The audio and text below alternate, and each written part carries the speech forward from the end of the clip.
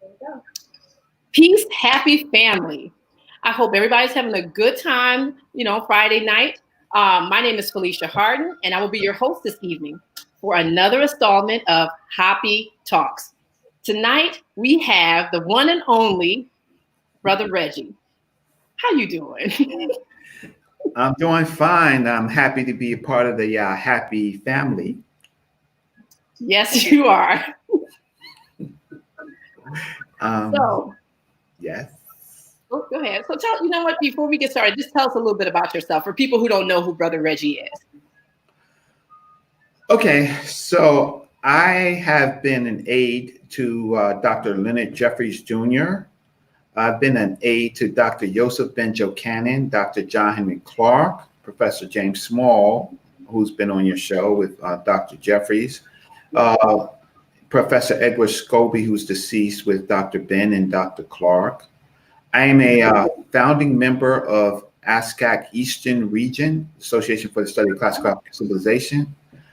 I worked at the Schomburg Center for Research in Black Culture of the New York Public Library in the, how can I say, maybe 80s in the development unit. I have a son, his name is Senegal. He is the commencement speaker in the graduate program of Binghamton this year. He's got a master's degree in public policy, very similar to the Black City Plan. I wonder how that happens. I wonder how that happened. I have been cited in now 100 federal cases. I was involved in a federal case with my beloved employer, and I fought the dreaded 12B6 failure to state a claim, motion to dismiss, and I got over that hurdle. In my case, it's now the federal legal standard as to how discrimination cases go forward. So I have 100 citations, and even in one part of my case, the Securities and Exchange Commission of the United States used part of my case on its 12B6 motion to dismiss to defeat that using some of the stuff that I talked about. Probably many of you have seen me on Black News 102, Sarnetta Studios. Shout out to Black News 102, Sarnetta. I've been mentioned in a couple of journals. I have a issue in the Black Agenda Report on reparations is dead, how to resurrect it. I've testified in the reparations hearings. I have been an aide to some of the, how can I say, some of the greatest thinkers of our time. Mm-hmm. And so, besides my professional life, I have a degree in computer science in 1988. I have honors in Black Studies from the City College of New York, Black Studies Department in 1988. I am 55 years old. Yes, you are. 55. All right. So you know what? You've done a lot of stuff. So let's just jump right in. What is your assessment of like the Black community? Okay. So can I share my screen? Yes, you can. Okay. So let's see if I can share my screen. And I don't see it yet. So let's cancel this and make sure it's up. I don't know why that doesn't show. Let's try it one more time. Well, the assessment of the Black community, or who we are right now, and I'm going to try to share the screen again, is that what we do as Black people, we sit on unhealthy soil. So if you think of it as a tree, right? If you think of it as a tree, one side of our tree sits on unhealthy soil. That unhealthy soil, okay, is coming in. Okay. You can see it? Yes. Okay. So assessment of the Black community. All right. Right. have some idea of your questions. So the right side of the tree is a wizard tree. It's wizard. It's small roots Okay. and it's sitting in unhealthy soil. And that unhealthy soil is full of the industrial revolution, white control, oppressor businesses and institutions that maintain white supremacy in our cities. The cities is important because cities is where we are at, the majority of us.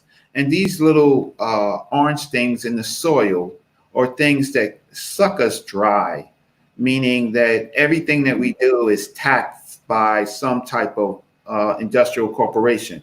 So that means automobile insurance, our rent, our paychecks, our children's education, what we buy and sell in stores. All of that is taxed and it doesn't come back to us.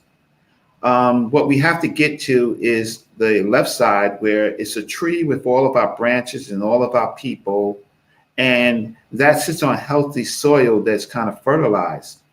So on the left side, we have some of the greatest leaders and thinkers, right? We have the Free African Societies, Booker T. Washington, Noble Drew Ali, Marcus Garvey, the Honorable Elijah Muhammad, Nation of Islam, Civil Rights Movement, King, Malcolm, Black Panther Party. We have the black presidential candidates, the whole history. We have, and we even now have black mayors and city council people. And there's a question, why isn't anything on the left side really working when we had some of the greatest leaders on the right? Yeah.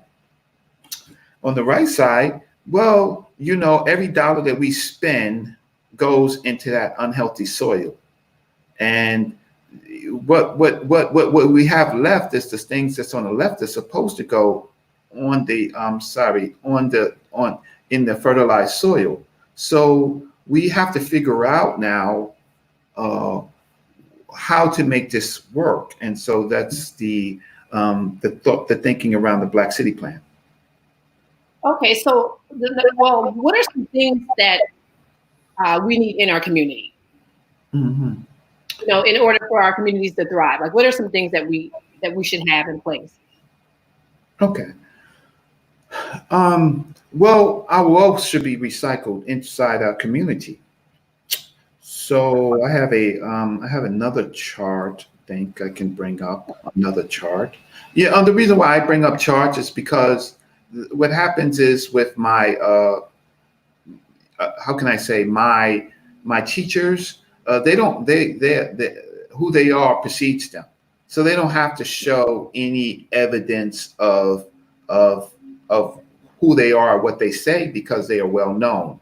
Unlike even though I'm not as young as people think, I have to show information. So let's just see if this works for me. So while I'm talking, so what should go into that soil? Yeah. What should go into that soil is black businesses, and you'll say, well, Brother Reggie, we have black businesses, right? And that should be enough. But those black businesses are taxed, right? So Yeah. what we want to do is we want to see what we want to see is what do cities do and what do white communities do? Okay, is that fair? Okay. Yeah, Okay. I think we're gonna, I'm actually going to come back to that because I want you to just kind of just dive in there in terms of explaining to us what exactly the Black City Plan is. Okay, so why don't I do that? Okay, why don't I do that?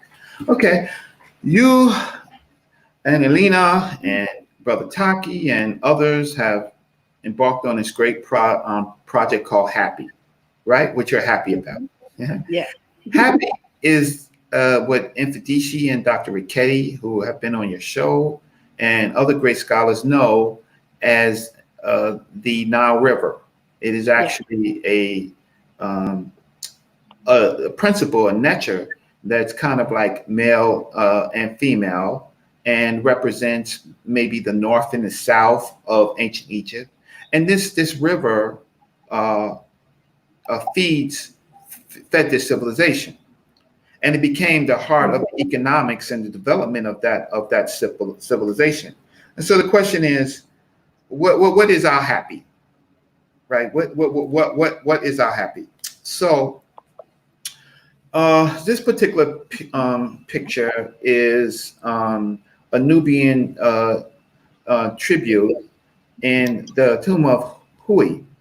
And because, one of the things that we do as scholars is we study ancient history to kind of use those principles to help us understand the whole past and what we may do in the future.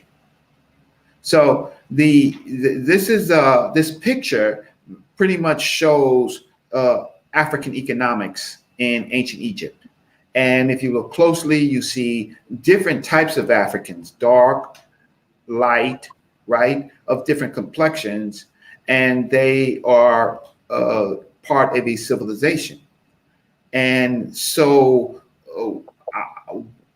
this is classical African civilization, and ancient African civilization, other civilizations followed this kind of, how can I say, this kind of same theme, right? Like model? Yes. Yeah. They followed the same model. Okay, but what we have lost is understanding what goes into empires, goes into civilizations, goes into states, nations, and states and cities. The city is what people don't understand, Felicia. People don't understand that the city is where we live, die, pay taxes, give birth, educate our children, where we go to work. The city is where a majority of Black people migrated to. Okay? And so the city, not the state, not the federal government, is where our power would be, if any place. So Black scholars read lots of scholars. We don't only read Black scholarship, we read white scholarship. And so Jane Jacobs has this incredible book called Cities and the Wealth of Nations. And she says, the basal unit of economic geography, as she observed, nations are political and military entities, and so blocks of nations. But it doesn't necessarily follow from this that they are also the basic salient entities of economic life, or they are particularly useful for probing the mysteries of economic structure. So lots of people talk about the nation and the federal government and all that type of stuff, but they miss the fact that it is actually cities that we should probe. So the reasons for rise and decline of wealth are the cities. Once we try looking at the real economic world in its own right, rather than a dependent artifact of politics, we can't avoid seeing that most nations are composed of collections or grab bags of very different economies, rich regions and poor regions with the same nation. We can't avoid seeing, too, that among the nation, various types of economics, cities are unique in their abilities to shape and reshape the economics of other settlements, including those far removed from them geography. So she argues that the wealth of nations is actually generated by particular places inside nations, namely cities. So, yes. Okay, so the Black City Plan. You looked at the HAPI, which is ancient Egyptian name for the Nile River, and you looked at how civilization was able to begin there and to thrive and flourish. So in terms of the Black City Plan, how did you then take what you learned there to create the Black City Plan? Well, so scholarship allows you to see long periods of information. So you look at ancient Egypt and you look at Africa, and I'll show another slide that's really important, and you see the progression and you see how African people lost their concept through invasions. And so there was the Arab invasion, and then the Arab slave trade, and then there was the African slave trade, and then there's the human trafficking of us to U.S. territories, and then there's this whole period of us now once released from slavery by fighting in this nation for our own freedom. Then we study the politics of and we study the economics, and we study the culture, so that people who study history, who are trained to study history, and I was trained by Dr. Jeffries and my other mentors to study history. We see 50-year turning points, and we see 100-year points of change. And so then we see progressions of other nations and peoples. And then we also see the destruction and decline of African civilization. And so, yes. Yeah. Okay. So in terms of your city plan, what does it look like? Can you kind of walk us through like what exactly the Black City Plan is? Sure. Okay. So, okay. So I have to share the screen again. Sorry. Because, I can talk, but the problem is that, just talking, people don't understand the concepts, and I want people to see the concept. So let's just try to see if I can share this again. I'll get, I use different platforms, so I'll get better as we progress as far as sharing. Okay, so let's go into the Black City Plan. The Black City Plan, yes. The Black City Plan. Okay, what does it look like? Okay, so we already talked about city as an economic concept, right? Okay. So white people, they have incorporated in their cities something called municipal enterprises. Municipal enterprises is when the city now becomes the business manager and the business group. And what they do is that they create these businesses, and on the right side of it, these municipal enterprises play a critical role in building community wealth for several key reasons. They create stable quality of jobs for community members. They increase local economic status by reducing a community's reliance on the whims of private businesses. They often provide goods and services to underserved areas overlooked by for-profit and non-profit providers. They often provide goods and services to local residents for lower cost than their profit providers. They generate new local revenues that can be used for countless community benefit purposes. So what white folks, who are also subject to their own predatory corporations, what they have is their cities go into business, okay? And our cities don't go into business. Our cities make way for those industrial predatory companies. And so we are subject, like I said before, this, my sister went to Howard, Antoinette. So she gave me this book by Sean D. Rochester, who I think also went to Howard University. And he came up with this book called The Black Tax. And he talks about all the things I said in that soil: the black tax in real estate market, the black tax in automotive market, the black tax in auto insurance, the black tax in online commerce, the black tax in job search, the black tax in legal professions, business financing. Black tax is pervasive. Then he goes on to how we actually got to that particular point. And then he also has this incredible chart on slavery. If you look at it, it was $50 trillion of black tax. Right? Okay. Yes. Yeah.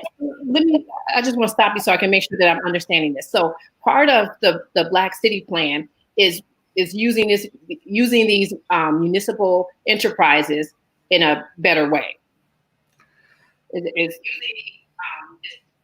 Absolutely. It is Black people taking control of their cities and now understanding that they can use their cities as business partners to generate that fertile ground.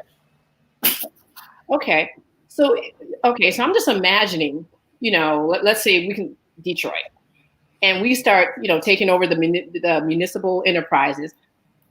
Is there anything in your plan that is going to, because I assume there's going to be resistance to this. Okay. So is there anything in your plan that accounts for that resistance, like from corporations that, because at the end of the day, they're going to stand to lose a lot of money? Well, the nature of a city is that the city itself is the lawmaker. Mm-hmm. We don't know that. Cities make human rights laws, they make commerce laws. So they may be unhappy, but you got to also remember this did not start in black cities, it started in white cities, municipal enterprises, right? Mm-hmm. So they can't be unhappy with white folks and and yes, they can be unhappy with black folks, but when black people know their power, and yes, we already have black cities, they just don't know their power.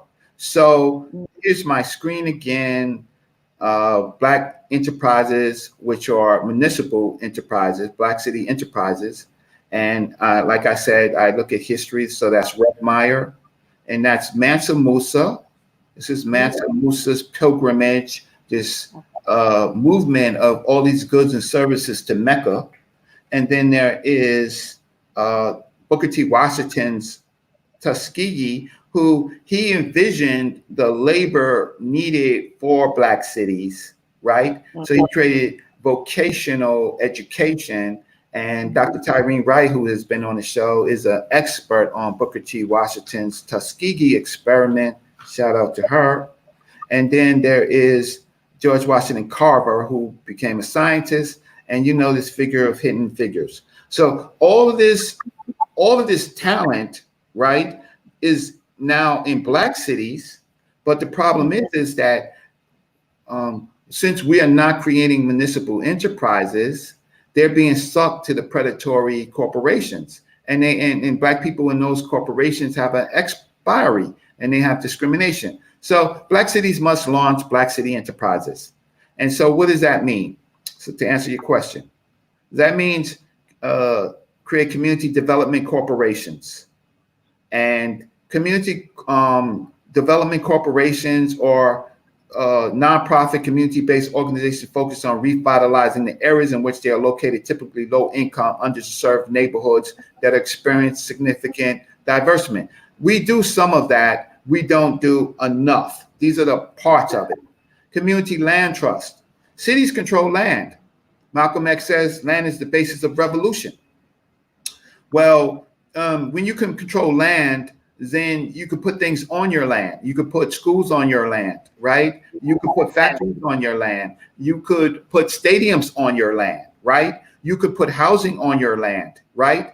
So corporations are mindful that they try to partner. Here's the thing. They try to partner with our cities in some regard for access to the land that they can't afford with their market value.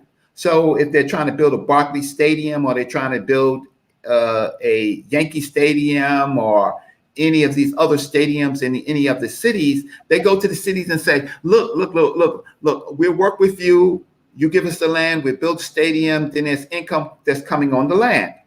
The problem with that is that the city should be in business of creating those stadiums for marketing their city's natural talents. And so I'll get into that. Another thing is cooperatives. Okay, so cities should spawn cooperatives.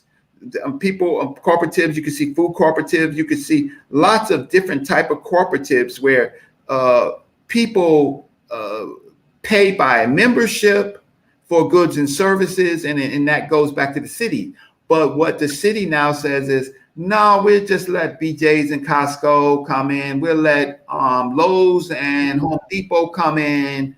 We'll let these, we're lazy. We're going to let these companies come in and we're going to get taxes. But these companies never pay their fair share of taxes.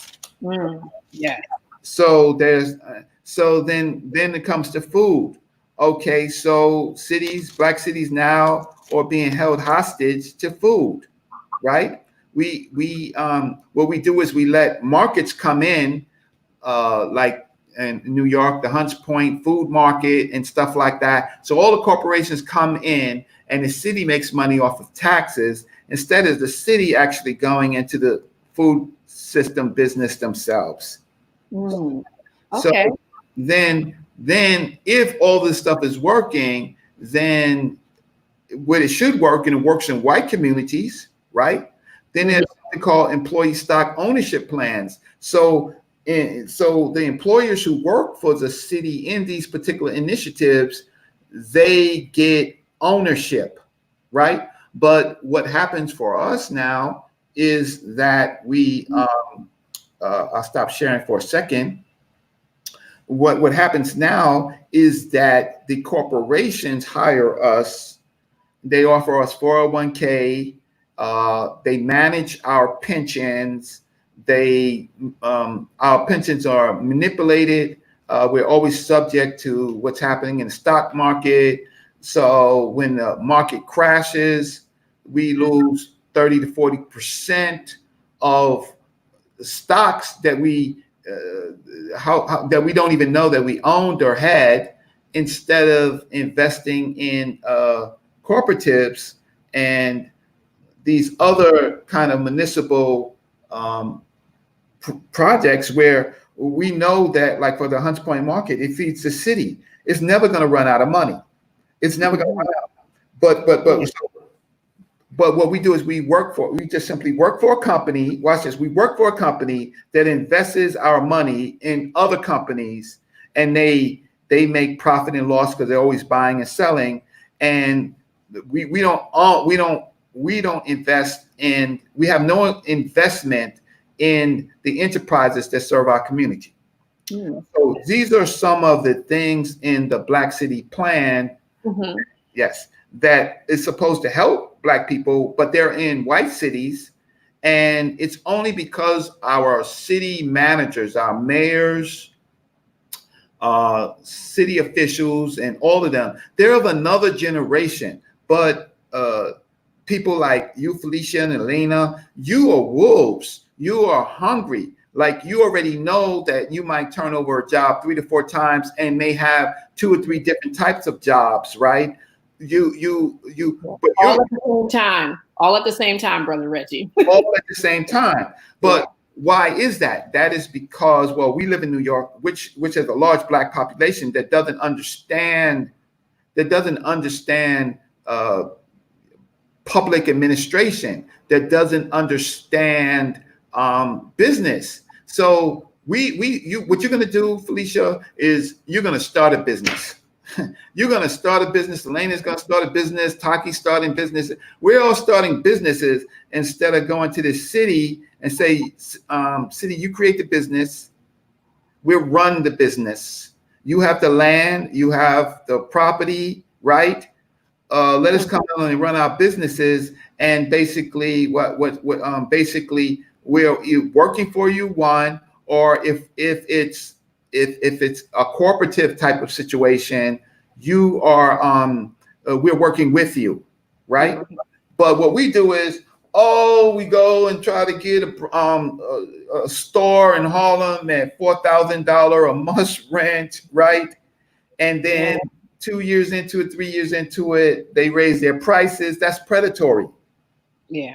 So you know what, you bring up a good point in terms of, like, you brought up New York City. When you were designing this plan, were you thinking of a certain city? Design of it? Well, I never, as a thinker, right? What you do is you pretty much do the planning and thinking. It's people like yourself, Lena, and others who should be the mayors, the city council people, should be running these type of things. So what I try to do to people like yourself and other young people is to say, you're going to get rich or die trying.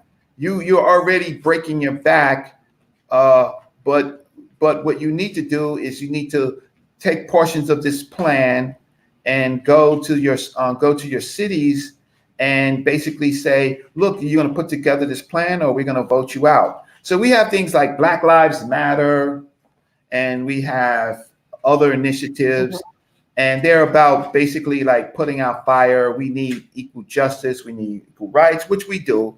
But the fact of the matter is that's not tied to your economics. It's economics, politics, and culture. They have to work together. So I've shown what. Wait, one more time. Economics, politics, and culture. Culture. Yeah, explain that a little bit. Okay, so first of all, if you went to Black Studies at City College and you were under Dr. Leonard Jeffries, that is what you learn. You learn through all of his courses, the management of economics, politics, and culture. If you went to Professor Small's class, who taught in that, you learned that. Economics is your ecology. Economics is the movement of money, the movement of commerce, right? Politics is the management of your people to do economics.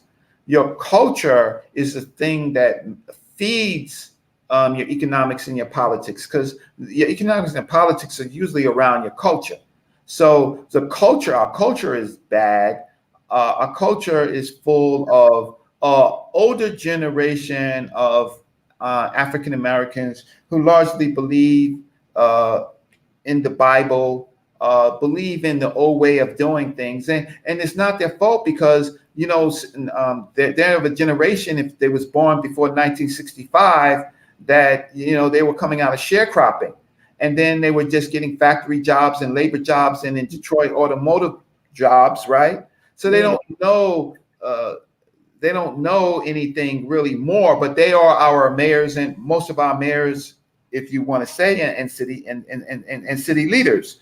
Instead of people like you and Elena and Taki and myself and other people, we have the best education in the Americas of all African Americans, and yet we are always trying to put something else on our resume to be bought and sold. Because our city managers don't know how to create municipal enterprises.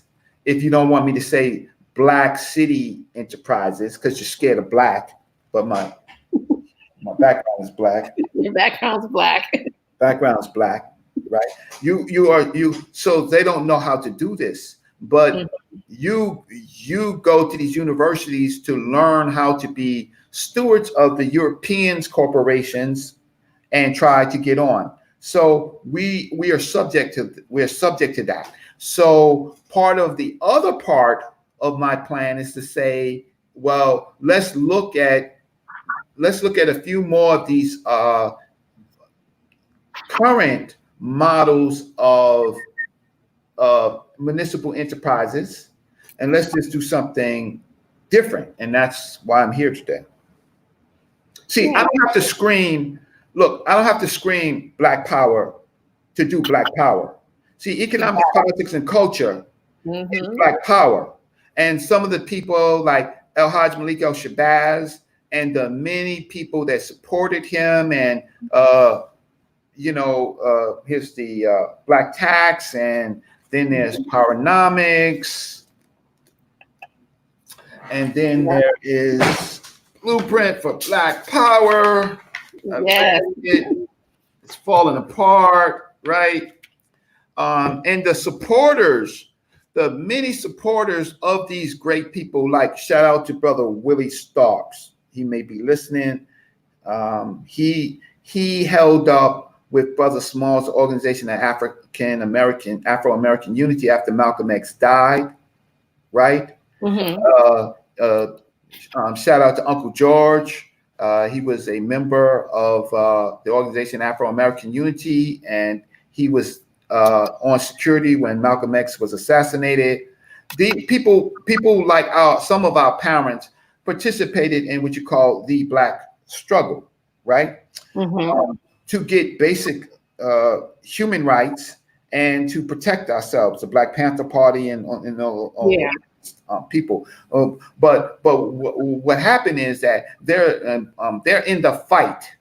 They're in the fight. They're expecting that the next generation would come up and they would, we would put them into these offices and then they would do what they're supposed to do. But that other generation, they didn't learn this in the college and universities, or they never learned it how to apply it themselves. And many of them don't even know that they're municipal enterprises. Yeah, you know what? Yeah, which kind of leads me to ask, like, how do we implement this program? Like, how do we, just make this happen? And like, where should we start? Okay. So for that, I'm going to have to share my screen again. I like that you came prepared, Brother Reggie. That's what's up. Well, I sat at the foot of many of my master teachers, like Dr. John Henry Clark, and you could see what he was saying, right, from his speech. Like he was such a great storyteller. And Dr. Joseph Cannon, if you ever listen to him, he would take you to the Nile Valley in his words, right? Yeah. You would be right there at the foothills of the mountains of the moon where the God HAPI dwelled, right? You would be right there, right? My generation is a little different generation because first of all, I'm older than a lot of people that you see me debating and arguing with, right? And I have a lot more education than many of those people. And I only participate in this, right, to continue the dialogue, right? And not to be right, because I learn a lot of things by actually debating people and I get better. So I spend a lot of time debating. But okay, so you see my screen? Okay. You see my screen? Yeah. Okay. So let's talk about, before we implement it, let's talk about what we get from implementing it, right? So here's a picture from the HAPI Valley, of a ship on the HAPI Valley of goods and services. And it's like a freighter, right? So the African Egyptians actually had kind of freighters where they had all these goods and services on their ship, right? But in our Black cities, we have the transportation sector. So in our Black cities, we got Uber, Lyft running wild. We got yellow cab, blue cab, red cab running wild, right? In our cities. It never dawned on the city leaders that maybe they should license the technology of Uber and Lyft for cities. It never dawned on the city leaders that maybe they should license the technology of Uber and Lyft for cities. I'm getting a little feedback. Maybe they should license the technology of Uber and Lyft for cities. Oh, I don't know. I'm getting a little feedback. Okay, how's that? Is that better? Well, I'll talk and see. So Uber, you were saying Uber. So Uber and Lyft are companies that don't seem to be predatory, but now they deliver our food during the COVID-19, right? They, how can I say, they actually compete with the transit. They actually compete with the buses, the subways. It never dawned on the city leaders that, wait, Felicia, is Mayor Elena, Felicia, check this out. Why don't you look into running Lyft and Uber? You call them and you tell them, can we license it? And if they say no, say that you're going to raise the taxes in their city. Right? Because you're operating with our people. So partnerships between car sharing services and municipalities. First of all, okay, so the global market insights forecast the value of the global car sharing market in 2024 at USD $11 billion. So in our cities, you can guess maybe $4 to $5 billion is going to this corporation, and then they decide to give us taxes. instead of we getting the lion's share of that, right? Or just say, listen, we don't like Lyft, we like Uber, right? How you feel about that? There's nothing they can do because the city is a government. So go out of a black city and go into another city, right? So what I wanted to show here. So top 10 cities with the highest percentage of black or African people. You have Detroit, Michigan, close to 713,000 people, right? Uh-huh. Mississippi, Miami Gardens, Florida, where Trayvon Martin was murdered, 106. Birmingham, Alabama, 212. Baltimore, Maryland, 620,000 people. Memphis, Tennessee, 646. New Orleans, Flint, Michigan, Montgomery, Alabama, Savannah, Georgia, right? But our residents, right? This is a large voting population, but our residents are using Uber and Lyft. I just have to show this. People don't know. Well, it's the federal government. They owe us reparations and they owe us this and that and how. Well, let's just do the math of this. Do people know in the history of the United States there has been only 10 U.S. senators in the Senate? 10 out of 100. Wow. So currently right now there's only Kamala Harris, Cory Booker. Let's see. Let me just see. There might be Tim Scott, right? So there might be 3 of 100. People don't know Barack Obama was a U.S. senator. He was the second after Carol Moseley Braun, who is also a senator, right? Her term is up, so she's one of them.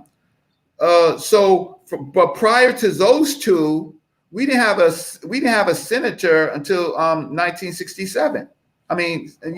79. So Carol Moseley Braun and Barack Obama came in roughly in this period of like 97, 93, something like that. 93, right? Yeah. So that's how Barack Obama gets to be a presidential candidate, by the way.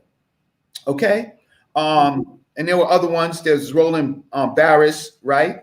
But the fact of the matter is we only have 10 of 100. People don't know that we only have 46 congressional representatives out of 435 in Congress. So there's 435 congressmen, but only 46 of them are black. Wow. So you're saying that in terms of like, the implementation or just the thought pattern that we should be thinking about when we're looking at the Black City plan is that we don't really need to pay that much attention to the federal piece because it's on a city level. Correct, because we live and die, pay our bills. Money is circulated from the federal government to the state, to the cities. But the cities is where our wealth is. Yeah. So why don't we mind our own pot of rice? Yeah. Right? Why don't we cast our buckets down where we are? Why are we looking up for reparations, which is important? It is a fact that they should pay us.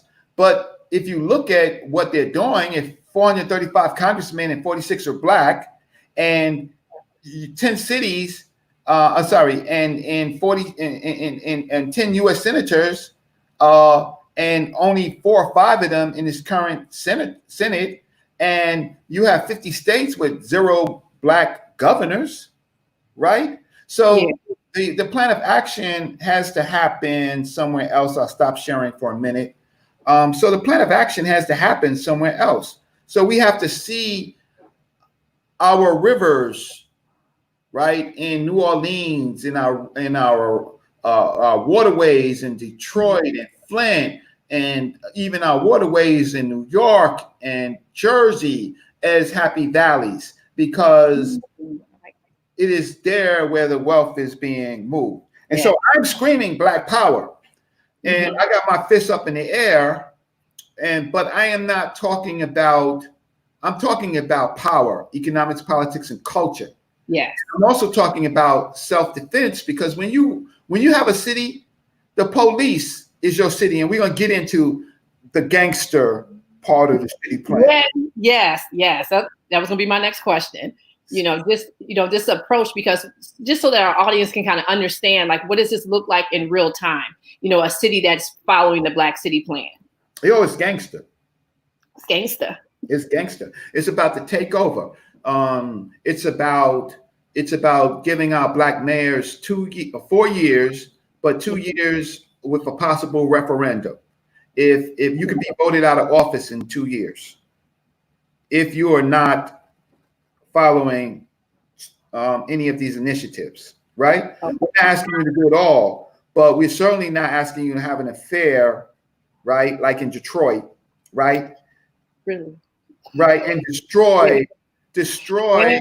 a Black city and then have a white mayor, right? Because we're unprepared. No, people will be people. There's a lots of scandals, but if you're not business minded, like you're a CEO, and I'll get to being a gangster, right? Mhm. For your people.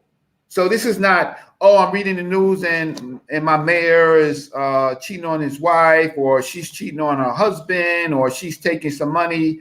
Okay, fine. You did it to yourself. You're out. We already got somebody else for that job, because it's like the drug gang, right? You are in a drug gang, right? In the drug game, and your lieutenant is gonna take your job, right? And so we have to run our cities like that. And so I just want to get into a few more stats, just to let the people know where I'm going. Okay. Because we are very ideal oriented people. We like fancy talk. We like we need. Look, shout out to Umar Johnson. Umar Johnson is right. We do need Black schools, right? Black schools for men and women. But I would always say to Brother Umar Johnson, shout out to you. Umar, be the mayor. Be the mayor of all the cities. I mean, of all the schools, right? Do that. We don't need one city. We need more. We need all the cities to have Black curriculum. So let's just get into almost ready to give you the gangster. So other sectors. So we already talked about the car sharing, but white cities, they made in their municipal power companies to $58 billion in 2018. Meaning, Wow. for their white residents, they paid less because the city was in the business of running power companies. Chattanooga, Tennessee, we're talking Klan territory, right? Mhm. They have on power board of Chattanooga, right? And you can see the stats there. They power communications to more than 170,000 homes. So this is the white support. So this is why white folks are better or doing better than us. And then in other places you have, like in New York, you definitely have some dedicated gigabyte internet access. You see them popping up all over the city if you live in New York. Felicia, you see these things where you can plug in? Well, that's only the tip of the iceberg. Construction companies.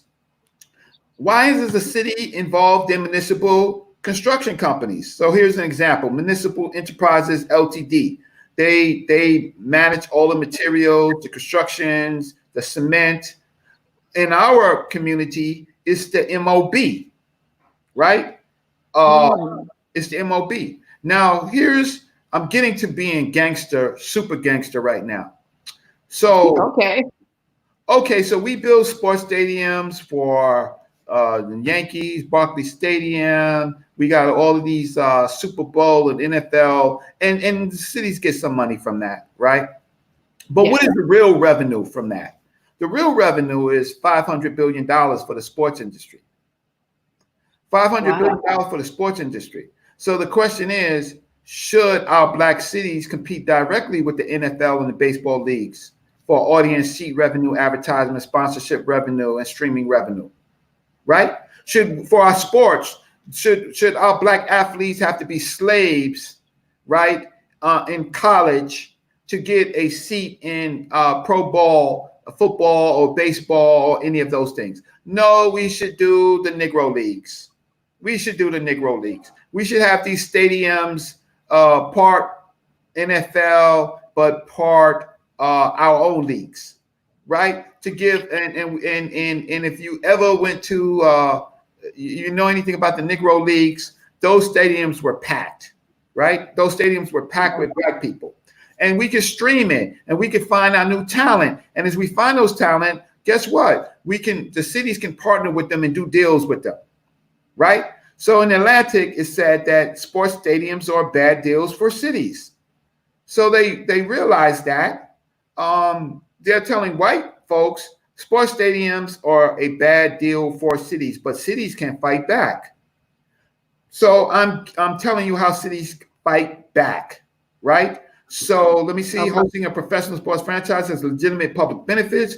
Strangers at a bar can commiserate about a loss, and a championship run can bring a city together. It can give people with disparate political beliefs and backgrounds a common rallying point, right? Says Michael Lees, a professor of economics at Temple University. But these benefits are intangible, so city leaders often look to positive economic impact to justify local sports instead. So what they don't understand is that they should not wait for the monies from NFL and all these things. They should own these stadiums and rent them out to the NFL and then run their own games. So let's okay. So they need to make a better deal with these huge entities. Yes, and it's people like you. So new sectors of black wealth for black cities, entertainment. So it says in Live Nation, right? Live Nation is worth as of May 14, 2020, $8.44 billion. Live Nation. But who's in Live Nation? Many of them are black artists, right? Yep. And other minority. But in 2020, they were scheduled to make $8.4 billion. Coachella, some place out in the desert, right? Yeah, it was postponed because of coronavirus, COVID. But they were scheduled to make $11.7 billion, right?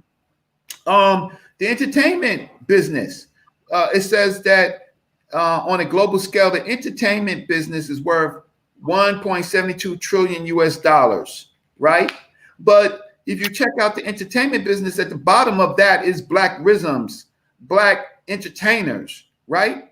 And then there's 30 stats that reveal the economics of the entertainment industry.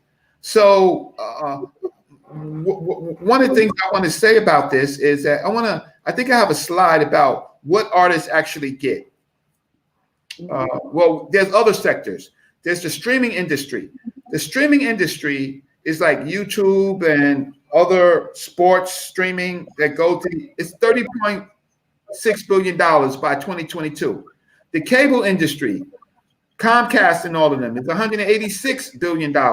We're the people who are buying it, right? Yeah.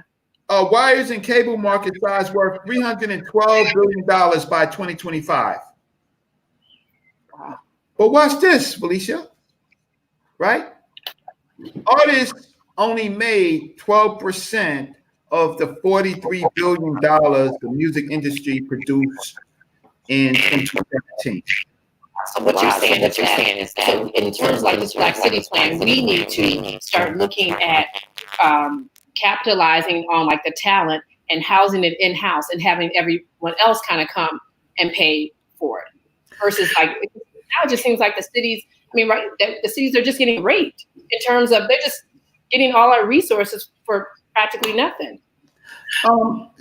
Detroit had the auto industry, but what they didn't understand was the music industry. They let other people come in and steal the Detroit sound, the Motown sound, all of these, the Philadelphia sound, the Harlem, New York sound. Our cities need to be in the business of creating these enterprises that actually run things like natural talent, right? Mm-hmm. Yes. So what happens if you don't? Where there are 607 billionaires in the United States, and only 5 of them are Black. Let me say that again. There are 607 billionaires in the United States, and only 5 of them are Black. And you have and some of the, you have Oprah Winfrey, and you have Kanye West. Jay-Z. Kanye West is one now. Yeah, Kanye West. But they all come out of Black cities. Yeah. They come out of dirt poor. So why didn't my city partner with them, see their talent earlier? Why didn't my city be the record maker? Why don't my city make the videos? Right? Why leave it up to how can I say, this is where Black leadership goes wrong. Black leadership has been about wearing suits, ties,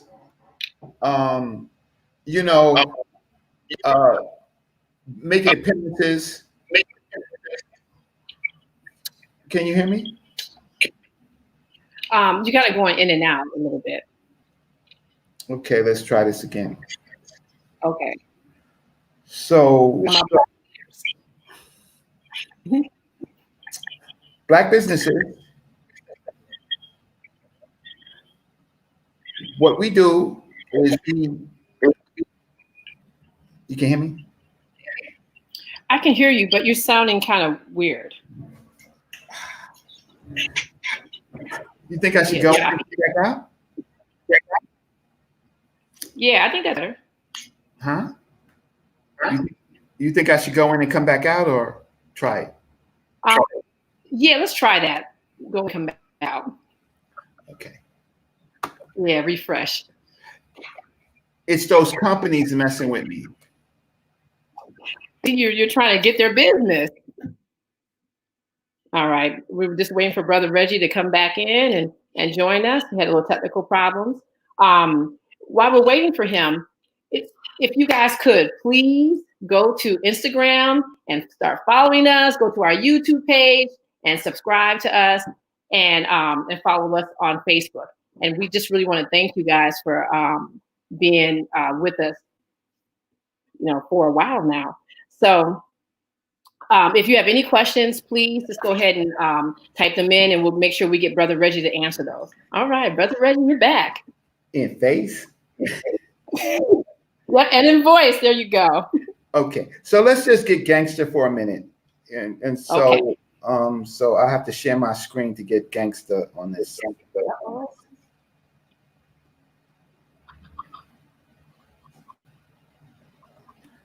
Okay, so I'm a traditional scholar, but I went to the street to talk to some of my friends in the business. And they told me about something, this 360-degree deal. Can you hear me, or it's bad? No, I hear you.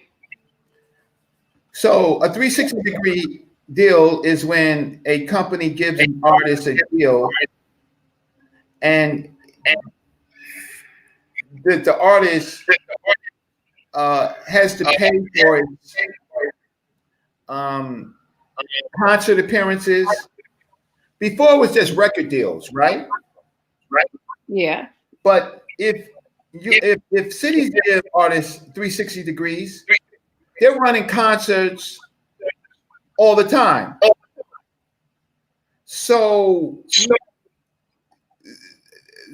they're in control of the seats, the streaming, right?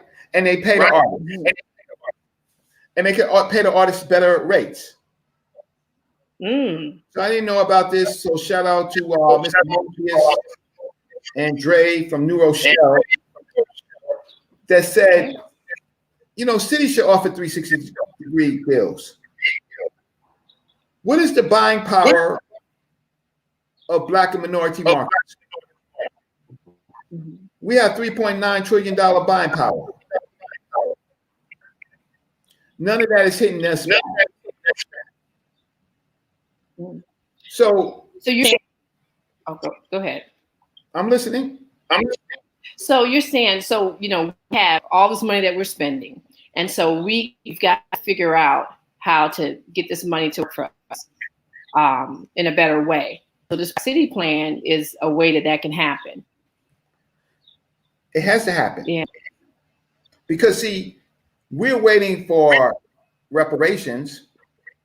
Mm-hmm. They may give us something, but it's not our worth.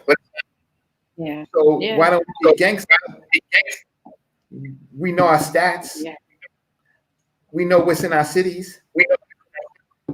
Our cities make better deals with auto insurance, cable, streaming, sports stadiums, music industry. Yeah. So what's some things that we can do right now? Like, we're just sitting home, with this pandemic happening. What are some things we can do right now so that we can work towards this Black utopia? Well, it's power. So, and power is war. Mm-hmm. Okay, so let's just finish this up if I can. Okay, so how do we implement this? Yeah. My city is the gang. My mayor is the big homie. The city council is the gang council. My artists, entertainers, and athletes, designer, and content providers, that's the dope I'm selling. My city and media and contract agents, right, and staffers, they the plug. You want that dope? You got to come through my plug, right? Because my city is the gang and my mayor is the big homie. And the citizens, they're the soldiers because they eating off of this. They getting jobs in the stadiums, in the transportation, in the food industry, right? So the reason to do crime decreases. There will always be some crime, but you have to know, in my Black city, if you're committing a crime, you're committing a crime against my people. So it'd be best if you're a gang member, join the big gang, because I'm the gang. We in the city, we got the judges and the police on payroll, because the white cities do got that, right? We doing all this on blockchain with smart contracts. And you have to know, Black people, that you was the first damn Bitcoin. And the slave ship was the first damn blockchain, right? And digital ledger, right? And how can I say, and slaves, they were on the digital ledger. And you could take an African and put him on any land, and he's like Bitcoin, he got value. Delivery to the slave houses was the first financial settlements. We are the store of value, like Bitcoin. So the concept of tokenized gold, right? We were Black gold. Our skins were Black gold. So now we have to, Felicia, we have to retool ourselves to make our technology work for our cities. This is war. So you either get down or you lay down. But if you out there saying that we are incapable and we are the most qualified generation of our own time, then it's our fault. So we create a body politics. Body politics is people like ourselves, this channel. We think about these things. We nail it down, right? We run programs like HAPI. HAPI is about history, but HAPI is also about Black economics. We run campaigns to convince our people about this new game. Politics and culture. That's correct. Right? That's correct. We embed it into our culture. right? We understand the Generation X, 1960s to 1980s, the Generation Ys, the born after 1981, the Generation Z, and born after 1995. Many of those generations don't know nothing about the previous Black struggle, but they're hungry and they want to eat. So I'm asking you, Black people, do you want to feed them, or do you want to wait for the oppressor to give them handouts? Right? So we have to study. And the people that are listening to this, many of them are very capable and they're hungry and they want to eat. So what you have to do is that you have to create a class of entrepreneurs who will engage the city with expertise to become the leaders and employees of that city. And if the mayor don't want to do it, then you become the mayor. You become the city council. You go to the polls. You not only go to the polls, you go to their doorsteps and say, you former Mr. Homie, you ain't doing the job for the people. Check this out. Yo, you can't shop in my neighborhood. You the mayor, but you can't shop in the neighborhood. So we gotta execute this new economic plan. And we have to convert and reconstruct and retool our relationships with these traditional white controlled businesses. So you can find more about my Black City Plan by going to gofundme.com/F Black City Plan. You can watch HAPI. As a matter of fact, I'll stop sharing my screen. How many people do we have listening to this? I don't know. We have about, I think about 700-800 people. Fine. So if my presentation, first of all, I'm not getting paid for this presentation. I'm not getting paid either. Right? So, but what me and Felicia and Elena and HAPI is doing was giving you some of the best Black thought. All we need you to do is subscribe. Hit the notification button so that you can get updates on Black economics. I know that other people talk about personal financial information and all of this stuff like this, but the stuff that I just gave you is dope. Yes, dope. Dope. Yeah, right? dope. But dope for you because you become the plug. It's yours. Take it. Right? Take it. Don't leave it on the table. It's yours. Don't beg for a job.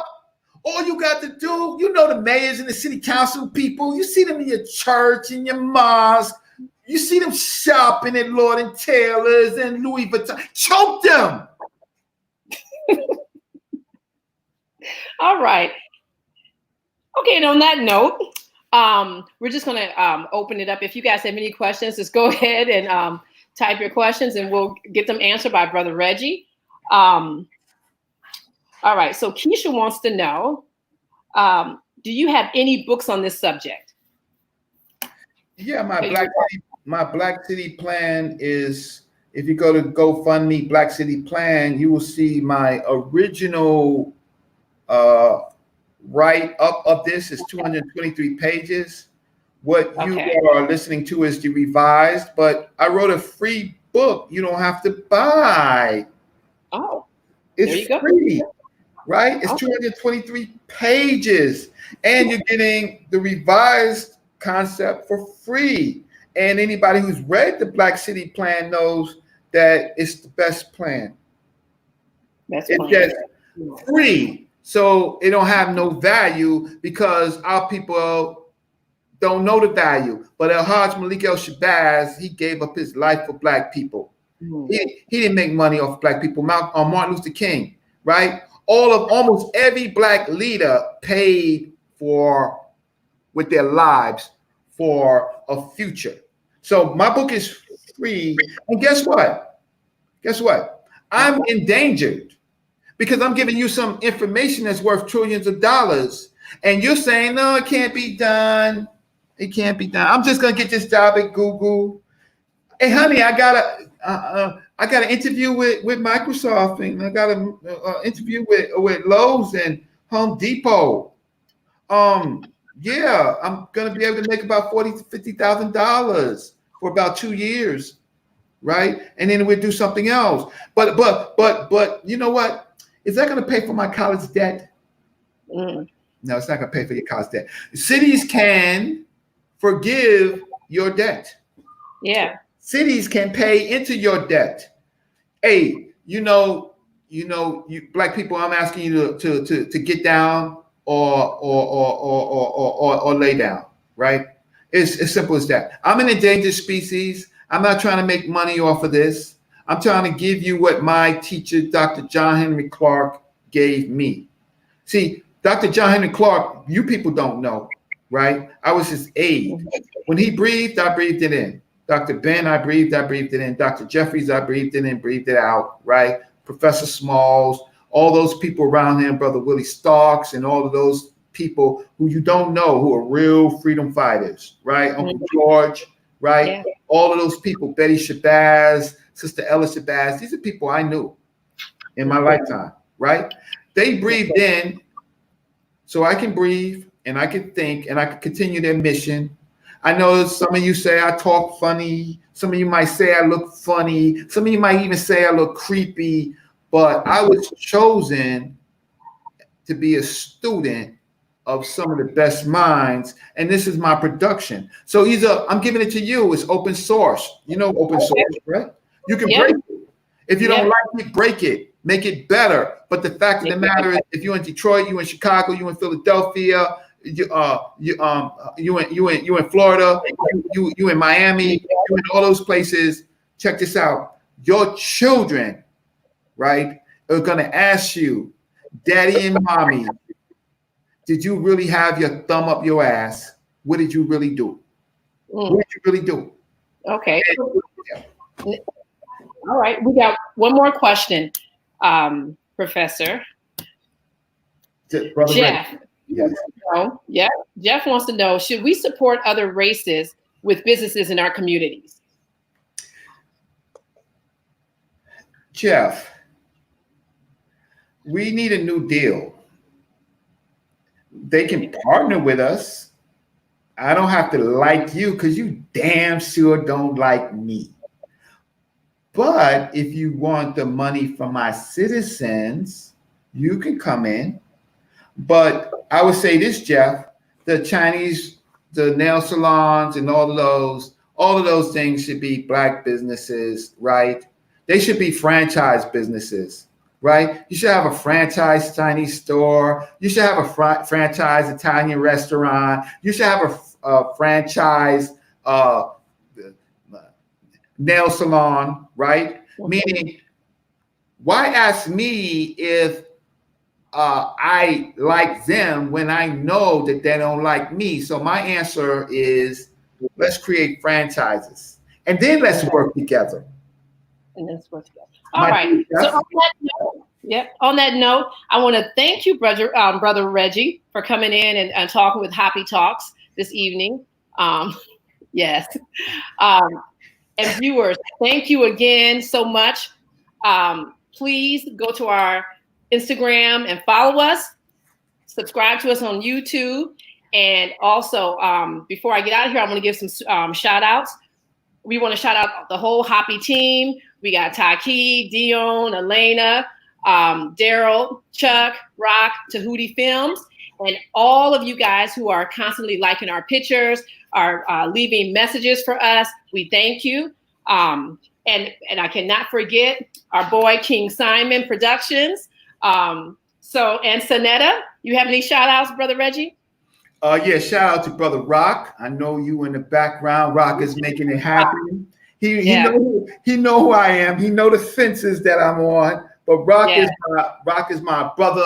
Shout out to the Sons of Africa, and shout out to all of our people who are fighting for their lives, right? Who are being targeted and during this COVID. They want your pensions. They want everything from you, and they're willing to put you in they're willing to cremate you, right? They're not saving your lives.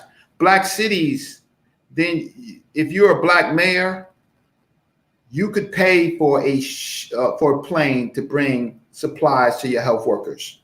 You ain't got to you ain't got to wait for the president of the United States, number 45, to decide if he wants to manufacture. You, like the some of those sports teams, can send a plane to.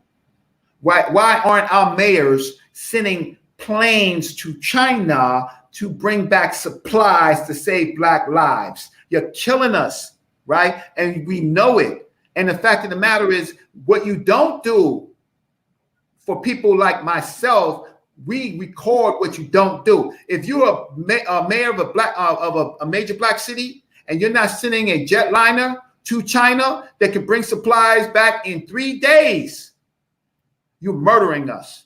We ain't got to wait for the president. You ain't got to blame for the president. You ain't got to do that. If black nurses are dying, black nurses are the core. They're the best of us. Right? They're on the front line in our nursing homes, taking care of our grandparents and our grandmothers. And you black mayors ain't lifting a finger with the economics, but you want to sit with us and eat with us. So listen, Lisa, this is not your lane. You don't do this.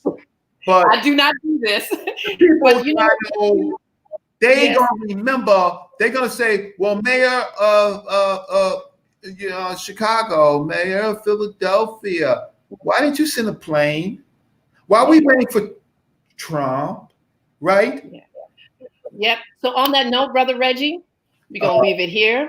We're gonna thank everybody. Thank you so much for sitting down and chatting with us. And again, make sure you guys go to Instagram and follow us and subscribe to us on YouTube. Thank you so much. Shout out to HAPI Films. Subscribe. Brother Reggie, look me up. I got 1 million views, but HAPI deserves 1,000 subscribers, right? So otherwise, if you don't press the subscribe button, it's you. Yep, it's you. And thank you. Peace.